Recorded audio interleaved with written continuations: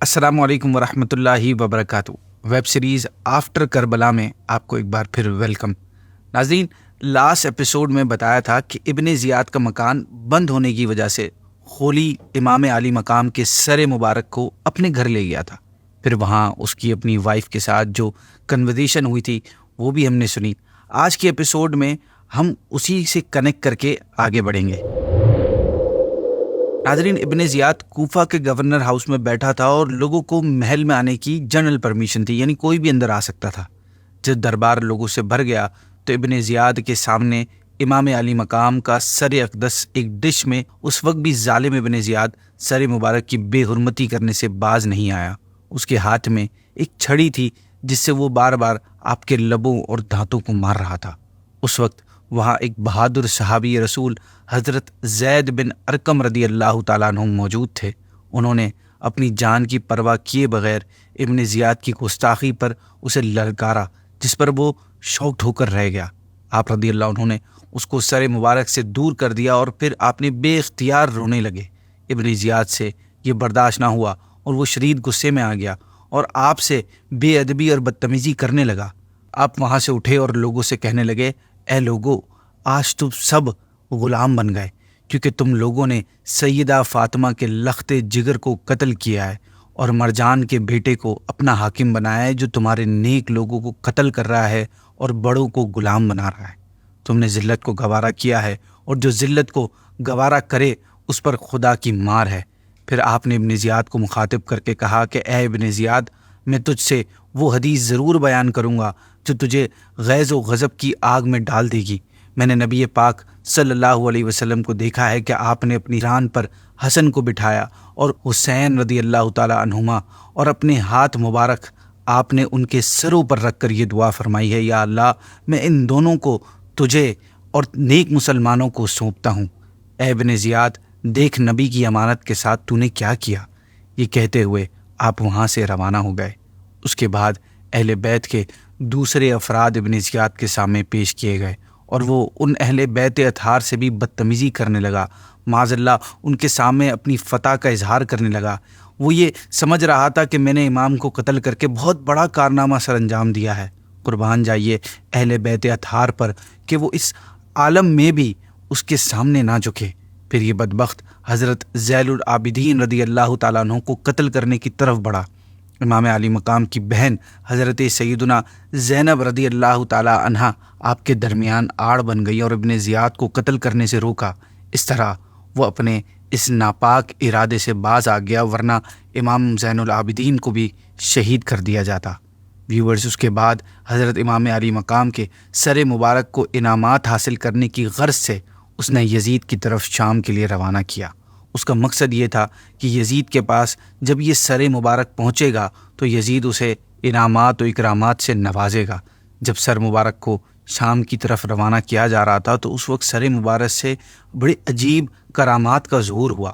چنانچہ حضرت زید بن ارقم سے روایت ہے کہ جب ابن زیاد نے حکم دیا کہ حضرت امام حسین کے سر انور کو نیزے پر چڑھا کر کوفہ کی گلیوں میں پھرایا جائے، تو اس وقت میں اپنے مکان کی کھڑکی میں کھڑا قرآن حکیم کی سورہ کہف کی تلاوت کر رہا تھا۔ پڑھتے پڑھتے جب میں اس آیت کریمہ تک پہنچا جو کہ سورہ کہف کی آیت نمبر 9 تھی، جس کا ترجمہ ہے، کیا تمہیں معلوم ہوا کہ پہاڑ کی کوہ میں اور جنگل کے کنارے والے ہماری ایک عجیب نشانی تھے۔ اس آیت پر پہنچتے ہی سر مبارک سے ایک آواز آئی، اے قرآن پڑھنے والے، اصحاب کہف کے قصے سے زیادہ عجیب میرا قتل کرنا اور سر نیزے پر لیے پھرنا ہے۔ ناظرین، حقیقت یہی ہے کیونکہ اصحاب کہف پر ظلم غیر مسلموں نے کیا تھا اور انہیں قتل نہیں کیا گیا تھا، اور امام علی مقام کو ان کے نانا جان کا کلمہ پڑھنے والوں نے مہمان بنا کر بلایا، پھر بے وفائی کی اور 3 دن بھوکا پیاسا رکھ کر شہید کر دیا۔ یہ زیادہ عجیب ہے۔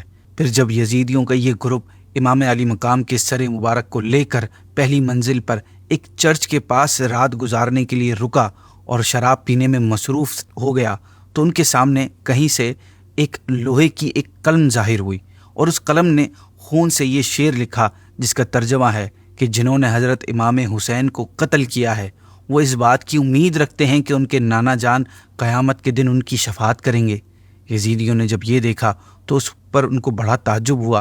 دوسری روایت میں یہ بھی آیا ہے کہ جب ان کی نگاہ لکھے ہوئے شعر پر پڑی تو انہوں نے چرچ کے راہب سے پوچھا کہ یہ شعر کس نے لکھا ہے اور کب لکھا ہوا ہے؟ راہب نے کہا، یہ کس نے لکھا ہے یہ مجھے معلوم نہیں، البتہ اتنا جانتا ہوں کہ یہ تمہارے نبی کے زمانے سے 500 برس پہلے کا لکھا ہوا ہے۔ ناظرین، اس راہب نے جب شہیدوں کے سروں کو نیزے پر اور چند بیویوں کو اور بچوں کو قید کی حالت میں دیکھا تو اس کا دل بھر آیا، اور پوچھنے پر اس نے پورا حال جب اس کو پتہ چلا تو اس نے کہا، معاذ اللہ، تم لوگ کتنے برے آدمی ہو کہ تم نے اپنے نبی کی اولاد کو قتل کر دیا اور پھر ان کے بال بچوں کو قیدی بنایا ہوا ہے۔ پھر اس راہب نے ان یزیدیوں سے کہا کہ اگر تم رات بھر کے لیے اپنے نبی کے نواسے کا سر ہمارے پاس رہنے دو تو میں تم کو 10,000 درہم دوں گا۔ وہ لوگ راضی ہو گئے۔ راہب نے رقم ادا کر کے حضرت امام حسین کا سر مبارک لیا اور اپنے مخصوص کمرے میں لے گیا۔ پھر سر انور اور چہرہ مبارک اور مقدس زلفوں اور داڑھی کے بالوں پر جو گرد و غبار اور خون جمع ہوا تھا دھویا، عطر لگائی اور بڑی تعظیم و تکریم کے ساتھ اپنے سامنے رکھ کر زیارت کرنے لگا۔ اللہ پاک اس کے اس ادب سے راضی ہوا اور اس نے اپنی رحمت کے دروازے اس راہب کے لیے کھول دیے۔ راہب رونے لگا اور اس کی نگاہوں سے پردے اٹھ گئے۔ اس نے دیکھا کہ سر اقدس سے آسمان تک نور ہی نور ہے۔ جب اس نے سر اقدس کی یہ کرامت اور انوار و تجلیات کو آبزرو کیا تو سچے دل سے وہ لا الہ الا اللہ محمد رسول اللہ پڑھ کر مسلمان ہو گیا، اور صبح کو سر انور ان یزیدیوں کے حوالے کرنے کے بعد چرچ کو ہمیشہ کے لیے چھوڑ کر وہ اہل بیت کا خادم بن گیا۔ یہاں ایک اور واقعہ بھی ہوا کہ یزیدی لشکر نے آپس میں یہ فیصلہ کیا کہ جو درہم راہب نے دیے ہیں وہ یہیں آپس میں ڈیوائیڈ کر لیا جائے۔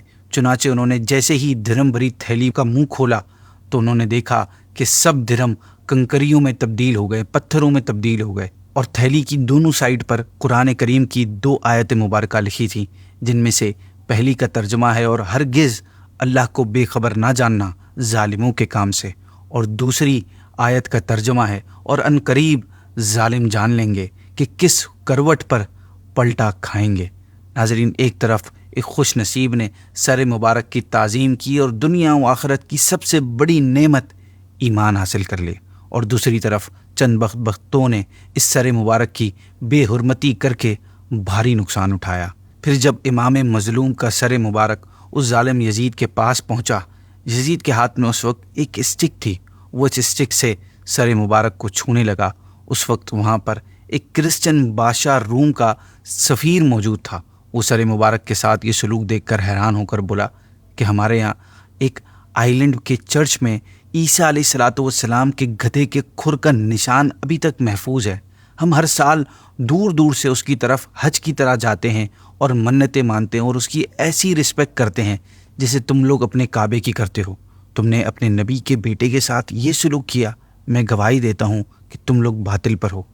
ایک یہودی نے کہا، مجھ میں اور داؤد علیہ الصلاۃ والسلام میں 70 پشت کا فاصلہ ہے، یہود اس وجہ سے میری رسپیکٹ کرتے ہیں اور تم خود اپنے نبی کے بیٹے کو قتل کیا۔ حیرانی سے یہ الفاظ بول کر وہ چلا گیا۔ حضرت علامہ ابن حجر مکی رحمۃ اللہ تعالیٰ علیہ روایت فرماتے ہیں کہ سلیمان بن عبد الملک ایک مرتبہ خواب میں نبی پاک صلی اللہ علیہ وسلم کی زیارت سے مشرف ہوئے۔ انہوں نے دیکھا کہ نبی کریم صلی اللہ علیہ وسلم ان کے ساتھ لطف و کرم فرما رہے ہیں۔ صبح انہوں نے حضرت حسن بصری رحمۃ اللہ تعالیٰ علیہ سے اس خواب کی تعبیر پوچھی تو انہوں نے فرمایا، شاید آپ نے آل رسول کے ساتھ کوئی بھلائی کی ہے۔ عرض کی، جی ہاں، میں نے حضرت امام علی مقام امام حسین رضی اللہ تعالیٰ عنہ کے مبارک سر کو خزانہ یزید میں پایا تو اسے کفن دے کر اپنے ساتھیوں کے ساتھ اس پر نماز پڑھ کر اس کو دفن کیا ہے۔ آپ نے فرمایا، آپ کا یہی عمل پیارے آقا صلی اللہ علیہ وسلم کی خوشی کا سبب ہوا ہے۔ اینی وے ویورز، امام علی مقام کے سر انور کے دفن ہونے کی جگہ کے بارے میں ہسٹری کی کتابوں میں مختلف باتیں آئی ہیں۔ بعض ہسٹورینز کا کہنا ہے کہ سر مبارک کو جنت البقیع میں حضرت فاطمہ الزہرا رضی اللہ تعالیٰ عنہ کے پہلو میں دفن کیا گیا ہے، جبکہ بعض کا کہنا ہے کہ کربلا میں سر انور کو جسم مبارک سے ملا کر دفن کیا گیا۔ ناظرین، آج کے لیے اتنا ہی۔ آگے کی ڈیٹیلز انشاءاللہ ہم نیکسٹ ایپیسوڈ میں سنیں گے۔ آئیے آپ کو ایک بڑی ہی پیاری فضیلت سناتا ہوں کہ حضرت سیدنا زید بن ثابت رضی اللہ تعالیٰ عنہ بیان کرتے ہیں کہ حضور صلی اللہ علیہ وسلم نے فرمایا کہ بے شک میں تم میں 2 نائب چھوڑ کر جا رہا ہوں، ایک اللہ پاک کی کتاب جو کہ آسمان و زمین کے درمیان پھیلی ہوئی رسی کی طرح ہے، اور میری اطرت یعنی میرے اہل بیت، اور یہ کہ یہ دونوں اس وقت تک ہرگز جدا نہیں ہوں گے جب تک کہ میرے پاس حوض کوثر پر نہیں پہنچ جاتے۔